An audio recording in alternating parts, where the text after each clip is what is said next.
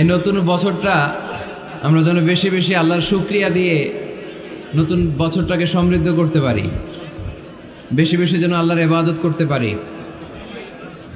নতুন বছরে আমরা শপথ নেই আমরা যেন অন্তরে হিংসা লালন না করি, বিদ্বেষ লালন না করি, আমরা নিজেরা যেন কাদা ছোড়াছুরি না করি, আমরা যেন মিলেমিশে একসাথে একাকার হয়ে যাই। আল্লাহ তুমি কবুল করো, আমরা পড়ি আমিন। 60টা জিনিস মানুষ মরে যাওয়ার পরে তার কবরে পৌঁছতে থাকে। ইন্না মিম্মা ইয়ালহাকুল মুমিন মিন হাসানাতিহি বা'দা মাউতিহি, মানুষ মরে যাওয়ার পরেও যে 60টা জিনিস তার কবরে পৌঁছায় তার মধ্যে একটা হচ্ছে মসজিদান বানাহু, সে যে মসজিদ বানিয়ে গিয়েছে ওই মসজিদের সওয়াব। সুবহানাল্লাহ পড়েন। আপনি টাকা দিয়ে মসজিদ বানিয়ে দিলেন, ওই মসজিদে মুসল্লিরা নামাজ পড়ে, রোজাদাররা এসে ওখানে ইফতার খায়, তাহাজ্জুদ আদায়কারীরা তাহাজ্জুদ পড়ে, তাদের সওয়াবের কমতি হবে না, কিন্তু তাদের সওয়াবের একটা পার্সেন্টেজ সওয়াব যে ব্যক্তি মসজিদ বানালো তার আমলনামে আল্লাহ ঢুকিয়ে দেয়। সুবহানাল্লাহ বলতে পারলেন না? হে নামাজি আমার ঘরে নামাজে পড়ো আজ, দিলে মে তোমার চরণ তলে হৃদয় যায় নামাজ। হে নামাজি আমার ঘরে নামাজে পড়ো আজ, দিলে মে তোমার চরণ তলে হৃদয় যায় নামাজ। পড়েন আল্লাহু আকবার। কি সুন্দর লিখেছেন কাজী নজরুল ইসলাম। কাজী নজরুল ইসলাম খুব সুন্দর করে বলেছেন, মসজিদেরই পাশে আমায় কবর দিও ভাই, ঠিক কিনা? মসজিদেরই পাশে আমায় কবর দিও ভাই, যেন গোরে হতে মুয়াজ্জিনের আযান শুনতে পাই। আমার গোরের পাশে দিয়ে ভাই নামাজিরা যাবে, পবিত্র সেই পায়ের ধ্বনি এ বান্দা শুনতে পাবে। গোরাজাব হতে গুনাহগার পাইবে রেহাই, মসজিদেরই পাশে আমায় কবর দিও ভাই। কত মানুষ নামাজি ভাই মসজিদাঙ্গিহীনাতে, আল্লাহর নামের জিকির করে লুকিয়ে গভীর রাতে। আমি তাদের সাথে ওই আল্লাহর নাম জপতে চাই, আল্লাহর নাম জপতে চাই। পড়েন সবাই, মসজিদেরই পাশে আমায় কবর দিও ভাই, যেন গোরে হতেও মুয়াজ্জিনের আযান শুনতে পাই। চিল্লায় পড়তে হবে আমিন। কি দরদ ছিল আমাদের জাতীয় কবি কাজী নজরুল ইসলামের, মসজিদের পাশে আল্লাহ তুমি আমার কবর দিও। আল্লাহ এই দোয়াটা কবুল করে নিয়েছে, ঠিক কিনা? ওনার কবরের পাশে মসজিদ আছে না নাই? আছে। এজন্য মসজিদের সাথে সম্পর্ক জুড়ে দেওয়া এটা ইমানদারের আলামত, আর মসজিদকে ঘৃণা করা এটা মুনাফিকের আলামত। এজন্য আমরা যেন আমাদের হৃদয়টাকে মসজিদের সাথে জুড়ে দেই, মসজিদের সাথে যেন সুসম্পর্ক থাকে। মসজিদ সবার, মসজিদ নিয়ে দলাদলি নাই। দলাদলি আছে অনেক জায়গায়, হানাফি মসজিদ, আহলে হাদিস মসজিদ, এরকম আমরা দেখি বা শুনি, এটা ঠিক না। হানাফি মসজিদ বলে কোনো কথা নাই, আহলে হাদিস মসজিদ বলে কোনো কথা নাই। মসজিদ সবার। ছোট্ট খাট্ট বিষয় নিয়ে মসজিদে মারামারি, একজন হাত তোলে আরেকজন তোলে না, কিলাকিলি আছে না নাই? একজন বলে জোরে আমিন, আরেকজন আস্তে আমিন, মারামারি আছে না নাই? এগুলো কি মারামারি করার কোনো বিষয়? কথা বলেন। সালাতে ফরজ আছে, ওয়াজিব আছে, সুন্নাহ আছে। খেয়াল করে বুঝবেন, ফরজ যদি নষ্ট হয় সালাত ভঙ্গ হয়, you have to repeat your সালাত। ওয়াজিব নষ্ট হলে সালাত ভঙ্গ হয় না, নতুন করে পড়া লাগে না, সেজদায় সাহু দিলেই সালাত আদায় হয়ে যায়। আর সুন্নাহ নষ্ট হলে নামাজ নষ্টও হয় না, নতুন করে পড়াও লাগে না, সৌ সেজদাও লাগে না, নামাজ আদায় হয়ে যায়। সুন্নাহ নষ্ট হলে, এই যে হাত তোলা না তোলা এটা সুন্নাহ, আমিন জোরে বলা না বলা এটা কি সুন্নাহ। যেটা কোনো কারণে কেউ না করলেও তার নামাজ কবুল করে নিবে কে? আর এই সব সুন্নত লই আমগো দেশে গিলাগিলি, মৌলভীবাজারে মাশাআল্লাহ এগুলা নাই, এখানেও আছে। এগুলার অবসান ঘটুক, আমরা চাই কি চাই না? আর কত এই ছোটখাটো বিষয় নিয়ে আমরা এই বিভেদের প্রাচীর আর দেয়ালকে উঁচু করব আমাদের মাঝখানে? কবে আমরা ঐক্যের সিন্ডিকেট করব? কবে? আর কবে সাদা মনের মানুষ হব? কবে? আর কত? অনেক হয়েছে, আর না, এবার থামেন। বিভেদের প্রাচীরকে ভেঙে চুড়িয়ে দেন। ঐক্যের এমন সিন্ডিকেট গড়তে হবে যাতে কোনো অপশক্তি এই ঐক্যকে ভাঙতে না পারে, বানচাল করতে না পারে। চিল্লায় বলেন ঠিক কিনা? এজন্য মিউচুয়াল রেসপেক্টের দরকার, পারস্পরিক শ্রদ্ধাবোধ সব ক্ষেত্রে, রাজনীতিতে, সামাজিক অ্যাক্টিভিটিসে আমাদের আলেম ওলামাদের মধ্যে পারস্পরিক শ্রদ্ধাবোধের দরকার, মিউচুয়াল রেসপেক্ট। কেউ কাউরে রেসপেক্ট করে না, আমি যেটা বুঝছি এটাই সব, বাকি সব হারাম, এরকম বলে না অনেকে? এরকম যেন না করি। তাহলে মসজিদ সবার, মসজিদ আল্লাহর হাবিব সাল্লাল্লাহু আলাইহি ওয়াসাল্লাম খ্রিস্টানদেরকে মসজিদে ঢুকতে দিয়েছেন, আর আমরা মুসলমান ভাইয়ের জন্য মসজিদে তালা ঝুলাই দেই, আছে না নাই? আল্লাহর হাবিব সাল্লাল্লাহু আলাইহি ওয়াসাল্লাম কোথাও গেলেই প্রথমে মসজিদ বানাতেন। কি বানাতেন? মসজিদ বানাতেন। মক্কা থেকে হিজরত করে মদিনায় আসলেন, কোবায় থাকলেন কয়েক সপ্তাহ। কোবা পল্লীতে তিনি মসজিদ বানালেন, মসজিদ কোবা। ওখানে প্রতি শনিবার কেউ যদি অজু করে ওখানে যে 2 রাকাত নামাজ পড়ে, একটা কবুল উমরার সওয়াব আল্লাহ তাআলা তার আমলনামায় দিয়ে দেয়। মসজিদে কোবা বানালেন। তারপরে মদিনায় এসে মসজিদে নববী বানালেন আল্লাহর হাবিব সাল্লাল্লাহু আলাইহি ওয়াসাল্লাম, মসজিদে নববী। এটা ছিল আল্লাহ রাসূল সাল্লাল্লাহু আলাইহি ওয়াসাল্লামের বৈশিষ্ট্য। কোথাও গেলেই তিনি মসজিদ বানাতেন, মসজিদে নববী। হায় রে, এখন তো কত সুন্দর মসজিদ আমরা দেখি, আমরা যে সালাত পড়ি। আল্লাহর হাবিব সাল্লাল্লাহু আলাইহি সাল্লামের সময় মসজিদে নববী কি এরকম ছিল? কথা বলেন।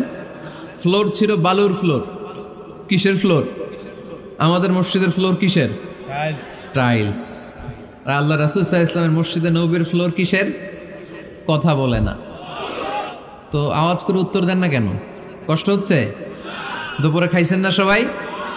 কেন খান নাই কেন? রোজা রাখছিলেন?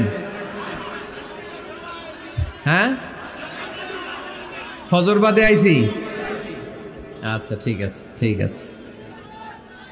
আচ্ছা আচ্ছা, সাউন্ড নাই, কথা শোনা যায় না? তো এটা শুনলা কেমনে? জিজ্ঞেস করলাম কথা শোনা যায় না, কয় না। তো এটা শুনলা কি করে? মানে অল্প শোনা যায়, তাই তো? একটু পরে আমার বিদায় ঘন্টা বাজবে, আমি চলে যাব। তোমরা ডিস্টার্ব করতে করতে আমার সময় শেষ।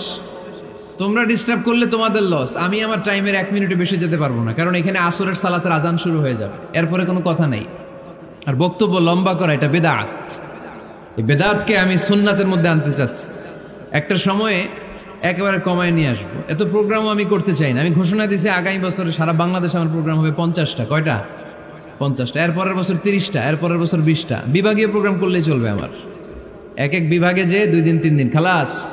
এত দরকার নেই, এত লম্বা চূড়ার বক্তব্যের দরকার নেই। আধা ঘন্টা চুপ করে শুনেন, কয়েকটা মেসেজ ড্রপ করি, take it with you to your home, then practice and apply in the society. নিয়ে যান, আমল করেন, সমাজে কাজে লাগান। সমাজটা আলোকিত করে দিবে কে? খুতাবুকুম তাবিলা সালাওয়াতুকুম কাসীরা। আল্লাহর হাবিব সাল্লাল্লাহু আলাইহি ওয়াসাল্লাম বললেন, কিয়ামতের একটা আলামত, কিয়ামতের আগে তোমাদের বক্তব্য হয়ে যাবে লম্বা, সালাত হয়ে যাবে খাটো। সালাতের পরে তাসবিহ পড়তে চায় না লোকজন, ব্যস্ত, মহা ব্যস্ত, সুপার বিজি। কোত্থেকে আসলে এই ব্যস্ততা?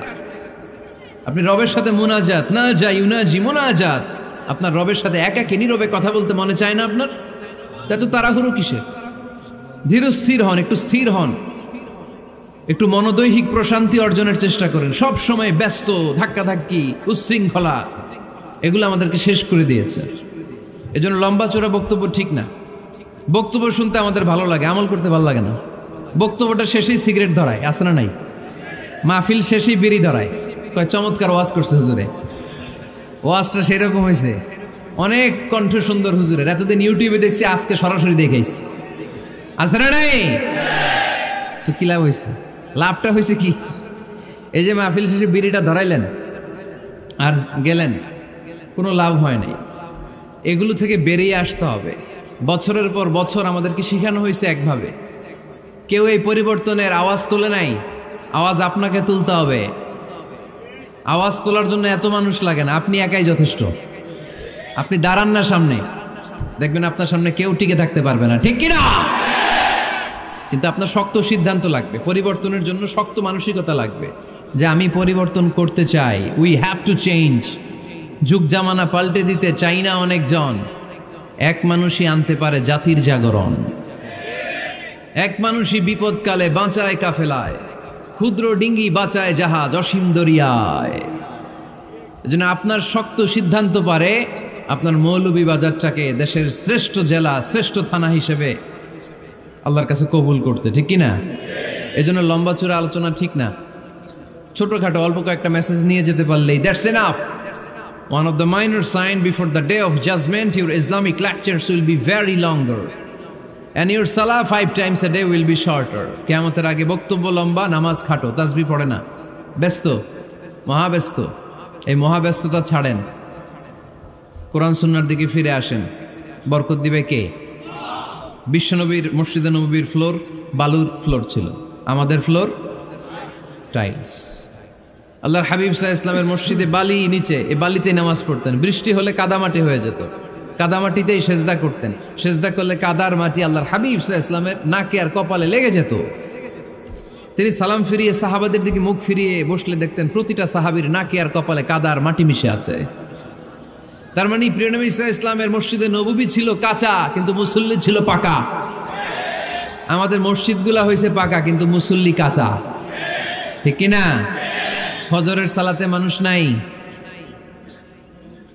ইমাম সাহেব আছেন কে কে এলাকায়? দেখি ইমাম, মসজিদের ইমাম, মাশাআল্লাহ। আপনাদের এইখানে ওই মসজিদে ফজরের নামাজে কয় কাতার হয়?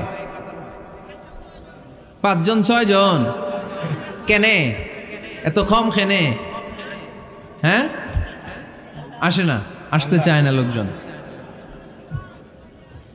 তো এই যে 5-6 জন ফজরের সালাতে, কল্পনা করতে পারেন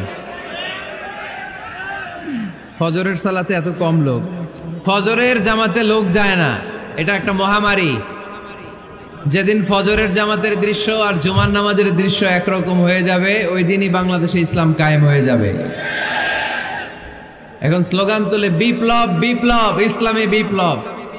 আর ফজরের সময় আমি কম্বলের ভিতরে, আছে না নাই? কোনো বিপ্লব হবে না। ফজরের নামাজ জামাতে পড়ুন, সকালটারে বরকতময় করে দিবে কে? আল্লাহর হাবিব সাল্লাল্লাহু আলাইহি ওয়াসাল্লামের মসজিদ ছিল সবার জন্য উন্মুক্ত, এখানে সবাই আসতে পারত। এজন্য মসজিদ হবে সবার। আমরা মসজিদের আবাদকারী হতে চাই। এজন্য রব্বুল আলামিন বলেন, ইন্নামা ইয়া'মুরু মাসাজিদাল্লাহি মান আমানা বিল্লাহি ওয়াল ইয়াউমিল আখির وأقام الصلاة وآتى الزكاة ولم يخش إلا الله فعسى أولئك أن يكونوا من المهتدين سبحان الله পড়েন।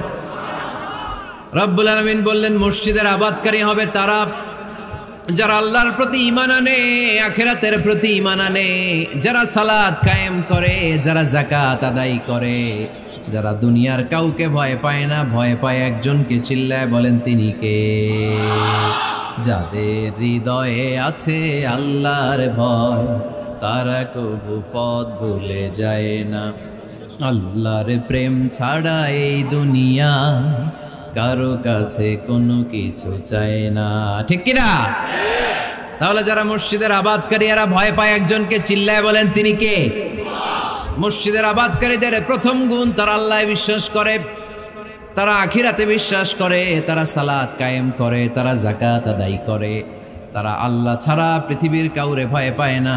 আল্লাহ বলেন ফাআসা উলাইকা আইয়াকুনু মিনাল মুহতাদিন, আশা করা যায় তারাই হলো হেদায়েতের রাস্তার উপরে আছে, ঠিক কিনা? তারাই মসজিদের আবাদকারী, যারা মসজিদে যায়, সালাত আদায় করে। এখন মসজিদের আবাদকারী আপনি হতে চান, আপনি মসজিদে যান না, আপনি আবাদকারী হতে পারবেন? মসজিদের অনেক সভাপতি আছে, মসজিদে যায় না, আছে না নাই?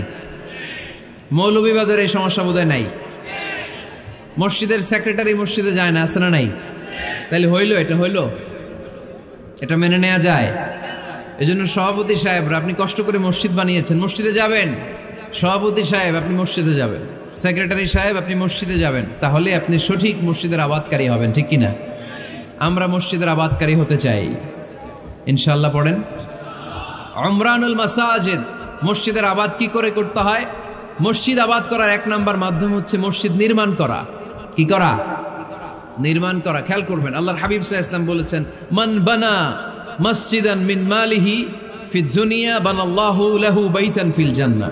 যে ব্যক্তি নিজের পকেটের টাকা খরচ করে দুনিয়াতে মসজিদ বানায়, আল্লাহ তাআলা তার জন্য জান্নাতে ঘর বানায়। 60টা জিনিস মানুষ মরে যাওয়ার পরে তার কবরে পৌঁছতে থাকে। ইন্না মিম্মা ইয়ালহাকুল মুমিন মিন হাসানাতিহি বা'দা মাউতিহি, মানুষ মরে যাওয়ার পরেও যে 60টা জিনিস তার কবরে পৌঁছায়, তার মধ্যে একটা হচ্ছে মসজিদান বানাহু, সে যে মসজিদ বানিয়ে গিয়েছে ওই মসজিদের সওয়াব। সুবহানাল্লাহ পড়েন। আপনি টাকা দিয়ে মসজিদ বানিয়ে দিলেন, ওই মসজিদে মুসল্লিরা নামাজ পড়ে, রোজাদাররা এসে ওখানে ইফতার খায়, তাহাজ্জুদ আদায়কারীরা তাহাজ্জুদ পড়ে, তাদের সওয়াবের কমতি হবে না, কিন্তু তাদের সওয়াবের একটা পার্সেন্টেজ সওয়াব যে ব্যক্তি মসজিদ বানালো তার আমলনামায় আল্লাহ ঢুকিয়ে দেয়। এজন্য বেশি বেশি মসজিদ বানাতে রাজি আছেন তো? তাহলে মসজিদ আবাদ করার প্রথম মাধ্যম হচ্ছে মসজিদ বানানো। 2 নাম্বার মাধ্যম হচ্ছে মসজিদে যেয়ে জামাতে সালাত আদায় করা। জামাতে সালাতুল জামাআ তাফদুলু সালাতাল ফাযযি বি27 দারাজা। ঘরে নামাজ পড়লে একা একা পড়লে যেই সওয়াব, জামাতে পড়লে 27 গুণ বেশি সওয়াব। সুবহানাল্লাহ বলতে পারলেন না? হে নামাজি আমার ঘরে নামাজ পড়ো আজ, দিল মে তোমার চরণ তলে হৃদয় যায় নামাজ। হে নামাজি আমার ঘরে নামাজ পড়ো আজ, দিল মে তোমার চরণ তলে হৃদয় যায় নামাজ। পড়েন আল্লাহু আকবার। কি সুন্দর লিখেছেন কাজী নজরুল ইসলাম। মসজিদ কেমন যেন মসজিদ তার নিজের ভাষায় আল্লাহর কাছে কেঁদে কেঁদে ফরিয়াদ জানায়, আল্লাহ নামাজিরা আমার ঘরে আসে না, কি সুন্দর টাইলস, কি সুন্দর মুসল্লা, কি সুন্দর এয়ার কন্ডিশন, সব আছে কিন্তু মুসল্লি নাই, ঠিক কিনা? মসজিদগুলো আল্লাহর কাছে ফরিয়াদ জানায়। এজন্য আমরা যেন মসজিদমুখী হই। কি মুখী? আওয়াজ করে বলতে হবে, কি মুখী? মসজিদমুখী। তাহলে মসজিদ আবাদের 1 নাম্বার পদ্ধতি মসজিদ বানানো। 2 নাম্বার মসজিদে বেশি বেশি যে জামাতে সালাত আদায় করা। 3 নাম্বারে মসজিদের সাথে সম্পর্ক জুড়ে দেওয়া, হৃদয়টা যেন সবসময় মসজিদের সাথে লেগে থাকে। আল্লাহর হাবিব সাল্লাল্লাহু আলাইহি ওয়াসাল্লাম বললেন, সাবআতুন ইউযিল্লুহুমুল্লাহু ফি যিল্লিহি ইয়াওমা লা যিল্লা ইল্লা যিল্লু। 7 শ্রেণীর ব্যক্তিকে আল্লাহ তাআলা কিয়ামতের দিন আরশের নিচে ছায়া দিবে, যেদিন আল্লাহর আরশের ছায়া ছাড়া কোনো ছায়া পৃথিবীতে থাকবে না। সেই দিনটা কি এই দিনের মতো? কিয়ামতের দিনটা আজকের এই দিনের মতো হবে? 50,000 বছর হবে। এটা লেন্থ, এটা ডিউরেশন। কাআন সাফসাফা লা তারা ফিহা ইওয়াজা ওয়ালা আমতা, লেভেল প্লেইন ফিল্ড, তামার জমিন। একটু কল্পনা করেন তো ওই দিনটা কত ভয়ঙ্কর। বাবা ছেলেরে চিনবে না ওই দিন, ছেলে বাবারে চিনবে না, স্ত্রী স্বামীকে চিনবে না, স্বামী স্ত্রীকে চিনবে না, পীর সাহেব মুরিদ চিনবে না, মুরিদ পীর সাহেবকে চিনবে না, নেতা কর্মীকে চিনবে না, কর্মী নেতাকে চিনবে না। হায় হায়, ইয়া নাফসি বলে কাঁদবে। সূর্যটা মাথার কাছে চলে আসবে, সূর্যের তাপে মাথার মগজগুলো গলে গলে নাকের ছিদ্র আর কানের ছিদ্র দিয়ে টপ টপ করে বেয়ে বেয়ে পড়বে। তৃষ্ণায় মানুষগুলো পাগল পাড়া, জিহ্বাটা বের হয়ে নাভি পর্যন্ত ঝুলতে থাকবে। সেদিন সবাই পাগলের মতো ছুটতে থাকবে, কোনো ছায়া নাই আল্লাহর আরশের ছায়া ছাড়া। আল্লাহর হাবিব বললেন, 7 শ্রেণীর ব্যক্তিকে আল্লাহ তাআলা আরশের নিচে ছায়া দিবেন। এর মধ্যে 1 শ্রেণীর ব্যক্তি, রাজুলুন কলবুহু মুআল্লাকুন বিল মাসাজিদ, ওই ব্যক্তি যার হৃদয়টা সবসময় আল্লাহর মসজিদের সাথে লেগে থাকে। মসজিদের সাথে যার হৃদয় লেগে থাকে তাকে আরশের নিচে ছায়া দিবে কে? এজন্য মসজিদের সাথে যেন আমাদের হৃদয়গুলো লেগে থাকে। অনেকেই দেখবেন এত ভালো নামাজে, জোহর পরে টেনশন করে আসরটা কই পড়বো, আসর পরে চিন্তা করে মাগরিবের সময় আমি কোথায় থাকবো, মাগরিবের সময় টেনশন, ইস এশাটা হয়ে গেলেই তো শেষ। এরকম লোক আছে না নাই? এদেরকে সেই কঠিন ভয়াবহ দিনে আরশের নিচে ছায়া দিবে কে? তারপরে মসজিদ আমাদের 4 নাম্বার পদ্ধতি, মসজিদকে পরিচ্ছন্ন রাখা, মসজিদকে ঝাড়ু দেয়া। মসজিদকে যারা পরিষ্কার করে তাদের হৃদয়ের যন্ত্রণা দূর করে দেয় কে? সাইয়েদনা ইব্রাহিম আলাইহিস সালাম এবং ইসমাঈল আলাইহিস সালামকে আল্লাহ তাআলা আদেশ করেছেন তাহহিরা বাইতিয়া লিত্তাইফিনা ওয়াল আকিফিনা ওয়ার রুকআই সুজুদ। হে ইব্রাহিম, ইসমাঈল, বাপ বেটা দুইজন মিলে মসজিদ ঝাড়ু দাও। কি ঝাড়ু দাও? মসজিদেরি ঝাড়ু বড়দার ও কামারে হাত শোনো আমার মুনাজাত। পড়েন, শোনো শোনো ইয়া ইলাহি আমার মুনাজাত, শোনো আমার মুনাজাত। পড়েন আমিন। মসজিদ ঝাড়ু দেওয়া মসজিদ আমাদের অন্তর্ভুক্ত। আপনারা কেউ কোনোদিন মসজিদ ঝাড়ু দিয়েছেন নাকি? কে কে দিয়েছেন দেখি? সবাই? সবাই মসজিদের খাদেম? মাশাআল্লাহ। আমিও দিছি মসজিদ ঝাড়ু, অনেক দিছি। মাশাআল্লাহ, আল্লাহ তুমি কবুল করো। যাদের হৃদয়ে বড় জ্বালা, ফ্যামিলিতে সুখ নাই, শান্তি নাই, তারা হৃদয়ে প্রশান্তি আনতে চাইলে এতিমখানায় যাবেন, এতিমের মাথায় হাত বুলিয়ে দিবেন, এতিমের মুখে খাবার তুলে দিবেন। আপনার হৃদয়টারে নরম করে দিবে কে? আল্লাহর ঘর মসজিদে যাবেন, নিজ হাতে মসজিদটারে একটু পরিষ্কার করে দিবেন, আপনার জীবনটারে উজালা করে দিবে কে? তাহলে এগুলো করার মাধ্যমে আমরা মসজিদের আবাদ করতে চাই। আমরা মসজিদের আবাদকারী হতে চাই কি চাই না? আল্লাহর ঘর মসজিদ আবাদ করার মতো শ্রেষ্ঠ কাজ পৃথিবীতে হতে পারে না। এই মসজিদের কিছু আদব আছে, আল্লাহ রাসূল সাল্লাল্লাহু আলাইহি ওয়াসাল্লাম বলেছেন এই আদবগুলো মেনটেন করে যেন আল্লাহর ঘর মসজিদের সাথে আমরা ব্যবহার করি। মসজিদের 1 নম্বর আদব হচ্ছে মসজিদে ওযুর সাথে প্রবেশ করা। কিসের সাথে? ওযু করে পরিচ্ছন্ন হয়ে মসজিদে প্রবেশ করা। এজন্য অপবিত্র অবস্থায় গোসল ফরজ, এরকম অবস্থায় মসজিদে ঢোকা যাবে? কথা বলেন, ঢোকা যায়? যেই নারীদের মাসিক চলতেছে, মেনস্ট্রুয়েশনাল পিরিয়ড চলতেছে, ওই নারীদের পক্ষে মসজিদে ঢোকা জায়েজ আছে? নাই। তাহলে এটা হলো 1 নম্বর আদব। মসজিদে ঢোকার সময় কি করে ঢুকবো? ওযু করে। আওয়াজ করে বলেন, কি করে ঢুকবো? ওযু করে। 2 নম্বর আদব হচ্ছে মসজিদে যাওয়ার সময় সবচেয়ে ভালো জামাটা পরে যাব, সবচেয়ে ভালো পাঞ্জাবিটা পরে যাব। জান তো আপনারা? না সবচেয়ে সিরাটা পরে যান? হ্যাঁ, অনেকের নামাজের জন্য একটা পুরান জামা আছে, সিরা পাড়া, এদিকে হাত উঠাইলে দিকতে দেখা যায়, আছে না নাই? সবচেয়ে সিরা পাড়াটা রাখে নামাজের জন্য, কপাল পোড়া। আর সুন্নাতে খাতনার অনুষ্ঠানে গেলে মাশাআল্লাহ লেহেঙ্গা গায়ে দেওয়া যায়, আছে না নাই? না, আপনি ইবাদতের জন্য সবচেয়ে সুন্দর জামাটা রাখবেন। এজন্য রাব্বুল আলামিন বলেন, ইয়া বানি আদম খুযু জিনাতাকুম ইনদা কুল্লি মসজিদ। ও বনি আদম, তুমি যখন আল্লাহর ঘর মসজিদে ঢুকবা, ও বনি আদম, তুমি যখন নামাজের মুসল্লায় দাঁড়াবা, তোমার সবচাইতে দামি, সবচাইতে সুন্দর জামাটা গায়ে দিয়ে তুমি নামাজে দাঁড়াও। ঠিক কি না?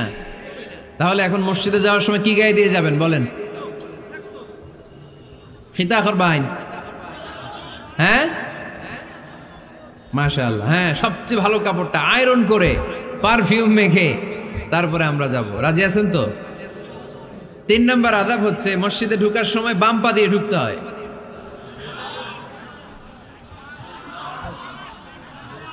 কোন পা? আরো জোরে।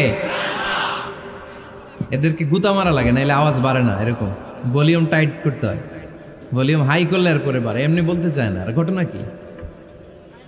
হ্যাঁ, খায় নাই। বদরের যুদ্ধ হয়েছিল রমাদানে, কোনো সাহাবী খায় নাই, না খাইয়া একেবারে সাইজ করে দিছে কাফেরদেরকে। আমরা না খেলেও আমাদের হৃদয়ে ইমানি শক্তি আছে না নেই? এই তো বোঝা যাচ্ছে ইমানি শক্তি আছে। এতক্ষণ আছিল কই? তো মসজিদে ঢোকার সময় কোন পা দিয়ে? এগুলো মনে থাকে আমাদের? ভুলা যাই আমরা, খেয়াল থাকে না তো এগুলা। এত কিছু মনের মধ্যে রাখলে এগুলো মনে থাকবে কেমনে? মসজিদে ঢোকার সময় কোন পা? আরো জোরে। বেরোয়ার সময় কোন পা? মনে থাকবে? মসজিদে যখন ঢুকবেন ডান পা দিয়ে ঢুকবেন, আর দোয়া পড়বেন, আউযু বিল্লাহিল আযীম ওয়া বিওয়াজহিল কারীম ওয়া সুলতানিহিল কদীম মিনাশ শাইতানির রাজীম। বিষ্ণু সাল্লাল্লাহু আলাইহি ওয়াসাল্লাম বললেন, যে ব্যক্তি মসজিদে ঢোকার সময় এই দোয়াটা পড়বে, শয়তান আফসোস শুরু করে। সে বলে, হায় হায়, আজকের দিনের জন্য, সারা দিনের জন্য তো তুই আমার ওয়াসওয়াসা থেকে বেঁচে গেলি। আজকের সারা দিনের জন্য তোরে আমি হারালাম, আজকের সারাটা দিন আল্লাহর পক্ষ থেকে প্রোটেকশন নিয়ে তুই বেঁচে গেলি। আজকের জন্য যা, কালকে তোরে আমি ধরবো। এজন্য এই দোয়াটা পড়ার দরকার আছে না? আউযু বিল্লাহিল আযীম ওয়া বিওয়াজহিল কারীম ওয়া সুলতানিহিল কাদীম মিনাশ শাইতানির রাজীম। 4টা বাক্যের দোয়া। মুখস্থ করতে কষ্ট হলে যে ইউটিউবে চলে যাবে আজকেই, ওখান থেকে শুনে আপনারা মুখস্থ করে নেবেন, এই দোয়াটা পড়বেন। তাহলে ওই দিনের জন্য শয়তানের ওয়াসওয়াসা, টেম্পটেশন, প্রভোকেশন থেকে আপনি আল্লাহ তাআলার প্রোটেকশনে চলে গেলেন। সুবহানাল্লাহ পড়েন। তারপর আল্লাহর হাবিব বললেন, ঢোকার আগে আমারে সালাম দাও। পড়বেন, আসসালামু আলাইকা আইয়ুহান নাবিয়্যু ওয়া রাহমাতুল্লাহি ওয়া বারাকাত। এই 2টা জিনিস যখন করে ফেললেন, তখন ডান পা দিয়ে পড়বেন, আল্লাহুম্মা আফতাহ লি আবওয়াবা রাহমাতিক। সুবহানাল্লাহ পড়েন। আল্লাহুম্মা আফতাহ লি, ও আল্লাহ আমার জন্য তুমি খুলে দাও আবওয়াবা রাহমাতিক, তোমার রহমতের দরজা। তার মানে মসজিদে ঢুকলে রহমত পাওয়া যায় কি যায় না? মসজিদে ঢুকলে পাওয়া যায় রহমত, মসজিদের বাইরে রহমতের কথা আল্লাহ বলে নাই। মসজিদের ভিতরে রহমত। কোথায় রহমত? কোথায়? মসজিদের ভিতরে রহমত আছে না? তার প্রমাণ, মসজিদে ঢুকলেই শান্তি লাগে কেমন জানি, আর ঘুমে ধরে। মসজিদে ঘুমাইছেন কারা কারা দেখি? সবাই ঘুমাইছেন? আরে আমি কত ঘুমাইছি। জুমার নামাজের সময় যে কি ঘুম আসে, আসে আসে কমন পড়ছে, একেবারে কমন পড়ে গেছে। ঘুম আসে কারণ রহমতের ঝিরি ঝিরি বাড়ি ধারা আল্লাহ তাআলা আরশের উপর থেকে নাজিল করতে থাকে। আর এই রহমতের কারণে হৃদয়টা প্রশান্ত হয়ে যায়, অনেকের ঘুমও চলে আসে, ঠিক কি না? এজন্য আল্লাহুম্মা আফতাহ লি আবওয়াবা রাহমাতিক, ও আল্লাহ তোমার রহমতের দরজাগুলো আমার জন্য খুলে দাও। এই দোয়া পড়লে রহমতের দরজা খুলে দেয় কে? আবার মসজিদ থেকে যখন বের হবেন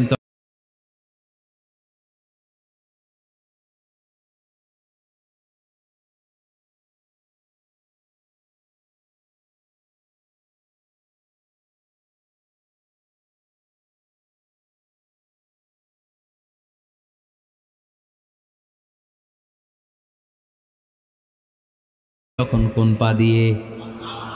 জোরে বলেন। বাম পা দিয়ে কি পড়বেন? আল্লাহুম্মা ইন্নী আসআলুকা মিন ফাদলিক, ও আল্লাহ তোমার কাছে আমি তোমার পক্ষ থেকে ফদল চাই, মানে রিজিক চাই। রিজিক দেওয়ার মালিক কে?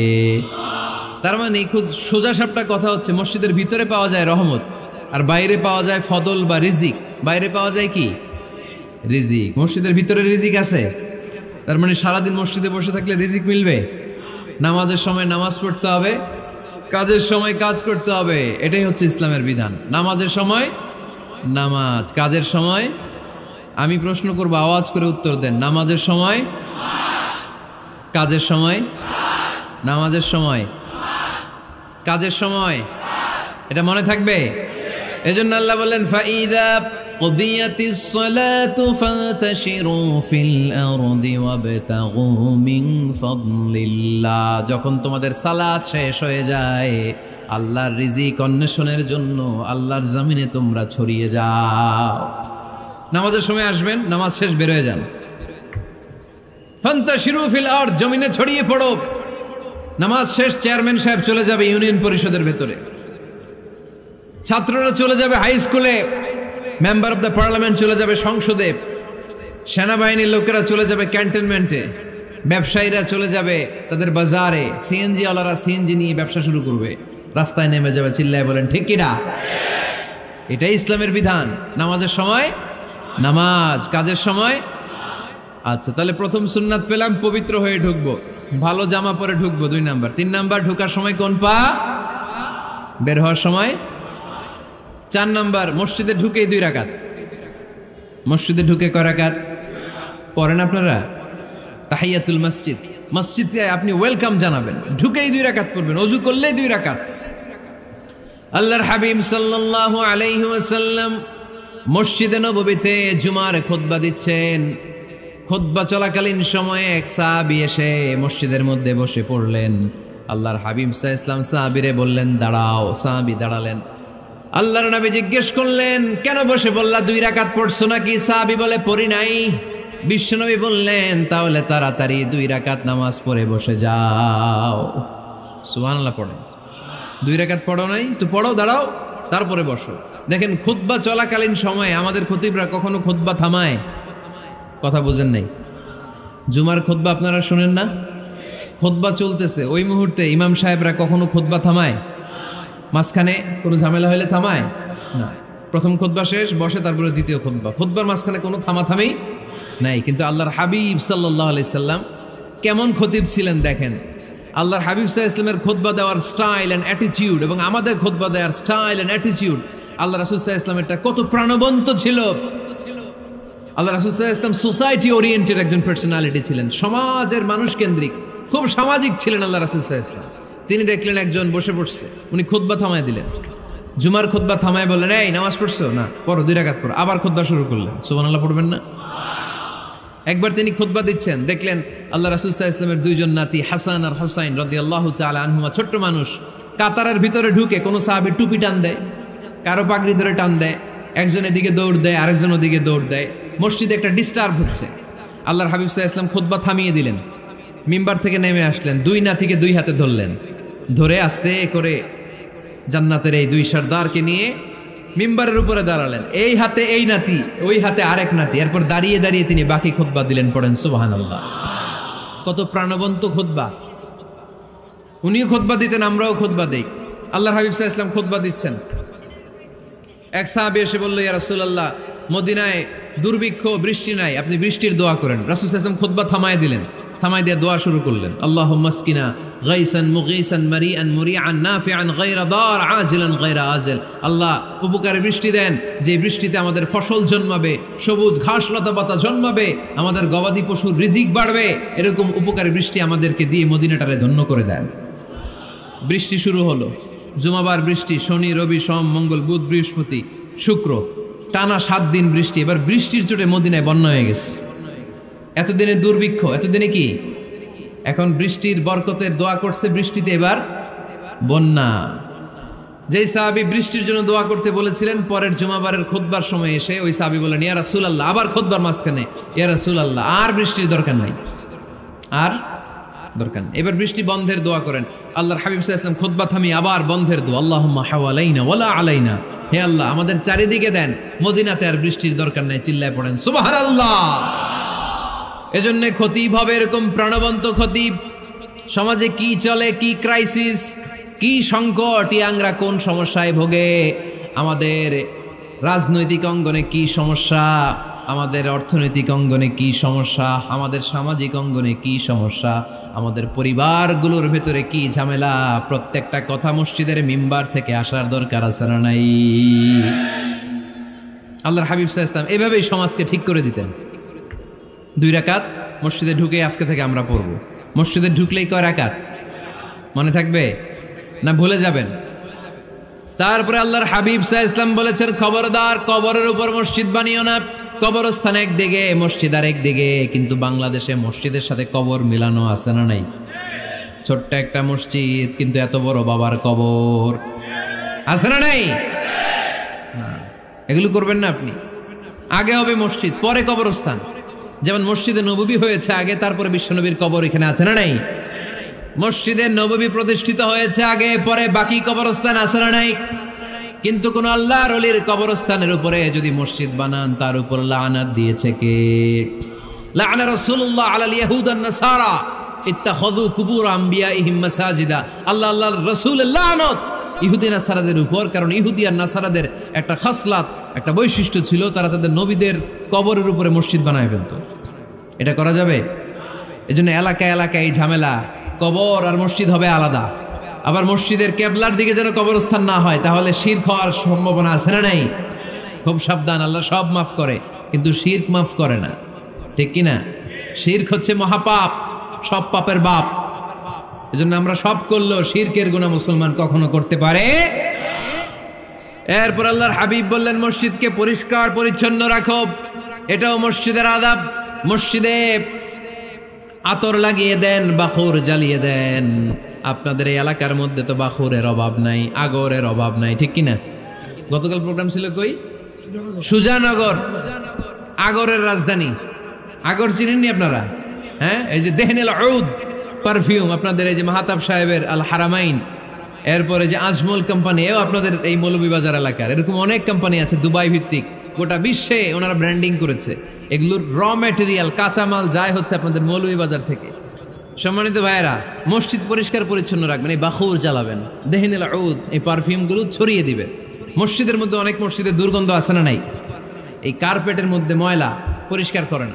আল্লাহর হাবিব সাল্লাল্লাহু আলাইহি ওয়াসাল্লাম বলেছেন, খবরদার, আম্মা জান আয়েশা বর্ণনা করেন, আমার রাসূলুল্লাহ সাল্লাল্লাহু আলাইহি ওয়াসাল্লাম বিবিনাইল মসজিদ ফি দুয়ার ওয়া আন তুতাইয়াবা ওয়া তুনাযাফ, আমরা যেন এলাকায় মসজিদ বানাই, মসজিদগুলোকে যেন পারফিউম দিয়ে, আতর দিয়ে সুগন্ধময় করে দেয়, বিশ্বনবী আদেশ করেছেন। সুবহানাল্লাহ পড়েন। এজন্য কোনো অপরিচ্ছন্ন মসজিদ থাকতে পারবে না। মসজিদের পাশ দিয়ে গেলে আতরের ঘ্রাণে আমোদ হয়ে লোকজন যেন বুঝতে পারে এটা আল্লাহর ঘর, মসজিদ। চিল্লায় বলেন ঠিক কিনা? এরপরে আল্লাহর হাবিব সাল্লাল্লাহু আলাইহি ওয়াসাল্লাম বলেছেন, মসজিদের আরেকটা আদব হলো মসজিদকে অতিমাত্রায় ডিজাইন না করা। বেশি ডিজাইন করা যাবে না। এমন ডিজাইন করা যাবে না যে এটা মসজিদ বোঝাই যায় না। এত লাইটিং ফাইটিং করে, এটা কি মসজিদ না কমিউনিটি সেন্টার বোঝাই যায় না? আছে না নাই? আছে। এরকম যেন আমরা না করি সম্মানিত ভাইয়েরা। বিশেষ করে মসজিদের সামনের দেয়ালে। কোন দেয়ালে? সামনের দেয়ালটা কেবলা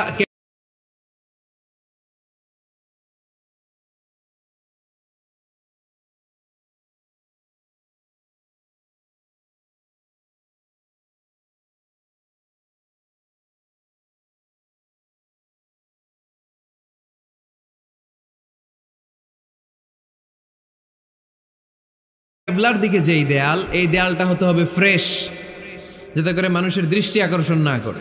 প্রায় মসজিদের দেয়ালের মাঝখানে দেখবেন আপনি ক্যালেন্ডার ঝুলায় রাখে, আছে না নাই? মৌলভীবাজারের কি অবস্থা? খিতা খবর আছে? তো এই যে ক্যালেন্ডার ঝুলায় রাখে, ওইখানে দেখবেন বিভিন্ন মসজিদের ছবি, এতিমখানার ছবি, মানুষের ছবি। তো মানুষ নামাজও পড়ে, আবার ওগুলোও তাকায়, আছে না নাই? প্রথম কাতারে পরে ওইখানে কি লেখা এগুলো পরে, তার ডিস্টার্ব হচ্ছে না?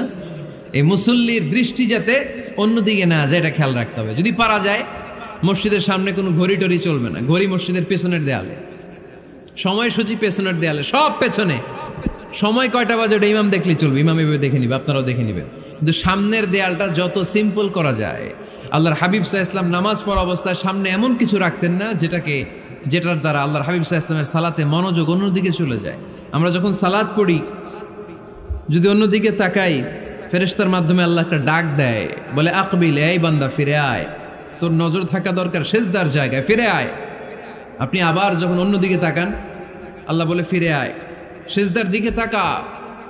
আপনি আবার যখন ঘড়ির দিকে তাকান, আল্লাহ বলে আকবিল, ফিরে আয়, সিজদার দিকে তাকা। আপনি যখন আবার অন্যদিকে তাকান, তখন আল্লাহ বলে লা হাজাতা লি ইলা সালাতিক, তোর এই নামাজের দরকার আমার নাই। নাউজুবিল্লাহ পড়বেন না? তোর এই নামাজের দরকার আমার নাই। অজু করে কষ্ট করে যাকে খুশি করার জন্য আপনি সালাতে দাঁড়ালেন, উনি যদি বলে এই নামাজের দরকার নেই, তা কার জন্য নামাজ পড়লেন আপনি? কথা কি বুঝতে পেরেছেন? এই জন্য এলাকার গণ্যমান্য ব্যক্তিবর্গ আছে, আমাদের চেয়ারম্যান সাহেব আছে, আরো অন্যান্য বিজনেস ম্যাগনেটরা আছে। আপনারা মসজিদ যখন নির্মাণ করবেন, সামনের দেয়ালটা যত সাদামাটা হতে পারে ততই ভালো। এমনকি জায়নামাজের মধ্যে এখন কাবা ঘরের ছবি আছে না নাই? আছে না? কি মুসলমান আমরা, নিজের কাবারে নিজে লাথি মারি নামাজের আগে, মনের অজান্তে নিজের কাবাকে নিজে লাথি মারছি। এরকম জায়নামাজ ব্যবহার করা নিষেধ। চিল্লায় বলেন ঠিক কিনা? সাদা ফ্রেশ জায়নামাজ বাজারজাত করেন, আপনাদের সিদ্ধান্তই ওনাদের ব্যবসা বয়কট হয়ে যাবে। আপনারা যদি এখন থেকে মসজিদের মিনারা আর কাবা ঘরের যে প্রতিকৃতি বা ছবি, এরকম ছবি সম্বলিত জায়নামাজ কিনা বন্ধ করে দেন, এদের মার্কেট থাকবে? কথা বলেন। কালকে থেকে আমরা জায়নামাজ কেনার সময় ফ্রেশ জায়নামাজ কিনবো। কোনো মসজিদ, কোনো মিনার, আমাদের কাবা ঘরের ছবি সম্বলিত কোনো জায়নামাজ কিনা যাবে? আওয়াজ করে বলেন, যাবে? যাবে না। এগুলো হচ্ছে মসজিদের আদাব। এগুলো রক্ষা করে মসজিদে ঢোকার দরকার আছে না নাই? পৃথিবীতে 3টা মসজিদ সবচাইতে শ্রেষ্ঠ মসজিদ। কয়টা? আওয়াজ করে বলেন না। 1 নাম্বার মসজিদুল হারাম, ফাওয়াল্লু উজুহাকুম শাতরা, যেখানেই তোমরা নামাজ পড়ো না কেন মসজিদের হারামের দিকে হয়ে নামাজ পড়ো। কেবলা কোন দিকে আজকে? এদিকে, এইদিকে কেবলা। আমি যদি এদিকে হয়ে পড়ি নামাজ হবে না? হবে না কেন? কারণ কেবলামুখী হয়ে নামাজ পড়া ফরজ। চিল্লায় বলেন ঠিক কিনা? মসজিদুল হারাম পৃথিবীর প্রথম মসজিদ। ওখানে একটা ঘর আছে, ঘরটার নাম হলো কাবা।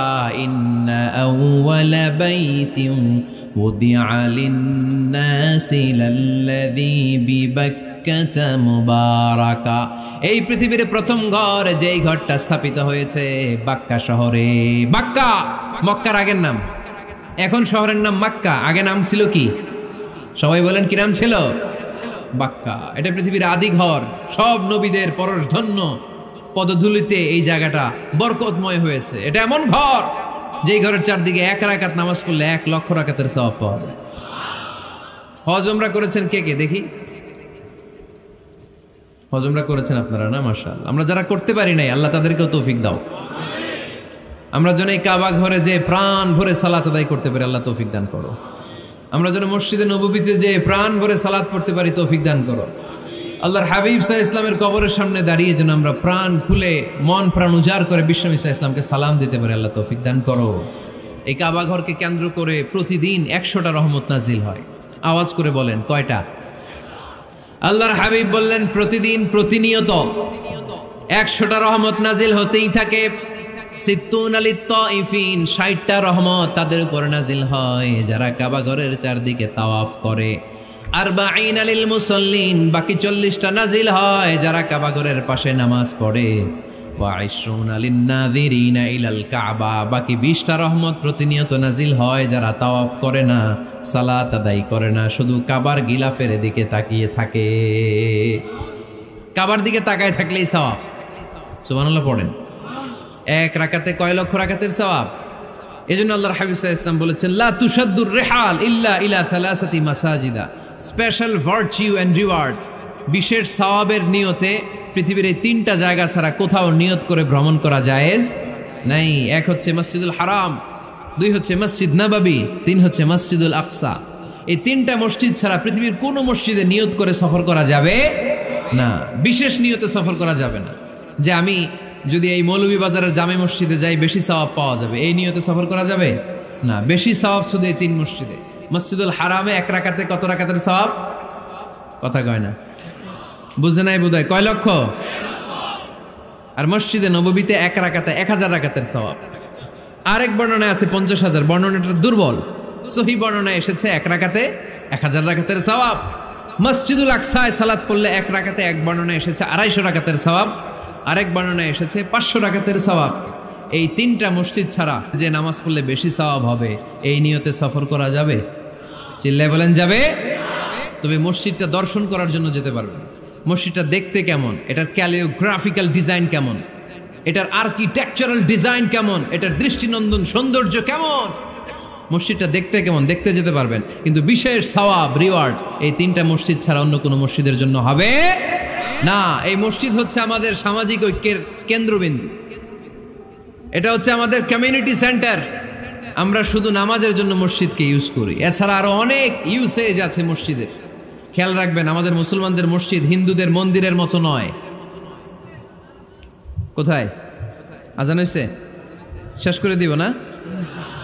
সুবহানাকাল্লাহুম্মা ওয়া বিহামদিকা আশহাদু আল্লা ইলাহা ইল্লা আনতা আস্তাগফিরুকা ওয়া আতুবু